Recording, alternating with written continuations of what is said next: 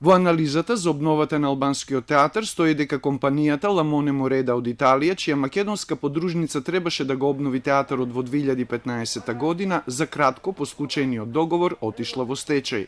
При тоа, заедно со договорите за реконструкција на албанскиот театар, но и за фасадата на Министерството за правда и катната гаража Мал Ринг, подружницата на Lamone Moreda е продадена на подружница на Шенција, друга италијанска компанија во Македонија, која веќе имала склучено договор за подизведувач на истиот проект со Lamone Moreda.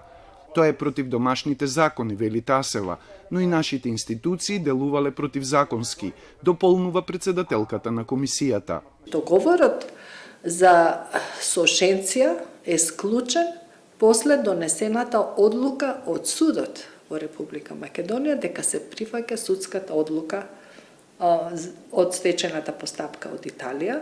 А тоа не сме. А тоа не сме, се разбира, ама за таква судска одлука се произнел и јавниот преобранител на Република Македонија. По склучениот договор со Шенција постигнати се уште 9 анекси со кои вредноста на тендерот е зголемена за околу 30% и од 8 милиони тој скокнал на сума од над 9 милиони евра, вели Тасева. Според неа, причина за пролонгирањето на обновата е што не биле обезбедени средства навреме, па со одлука на претходната влада еден тендер бил поништен и покрај избраниот најповолен понудувач. А во анализата има забелешка и за нестручноста со која е водена постапката. Не можете да оставите лица кои што воопшто не се квалификувани за таа работа, како што се вработените во албанскиот театар, да водат еден ваков голем проект. Документацијата од случајот сега е кај специјалното јавно обвинителство и се очекува тоа да реагира, вели Тасева.